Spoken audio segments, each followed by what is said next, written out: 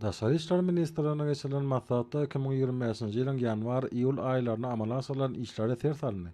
Bellenşýaly garasy döwletimiziň daşary syýasatynyň bitaraplyk, parahatçylyk, söýjülük, hoşnutlyk, goňşulyk we edara behbetli hyzmatdaşlyk ýüreglerini berk eýermek arkaly amala asylmagy üstünlikli dowam edýär.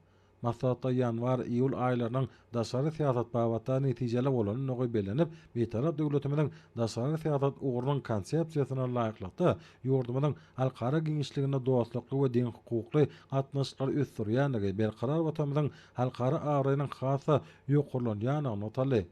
Çykyş edenler bular barada durup geçmek bilen hormat prezidentimiň Türkmenistanyň Birleşen Milletler Guramasy we onuň ýüretileşdirilen düzümleri bilen işçi hyzmatdaşlyk edýänligini bilýänini notap, şonuň bilen baglykda Birleşen Milletler Guramasynyň bilim, alam we medeniýet baradaky guramasy bilen netijeli gatnaşyklary dowam etdirmek maksady bilen taýýarlanan teklipleri makullap, degişli işler geçirmegi tapşyran ona öz şekilli.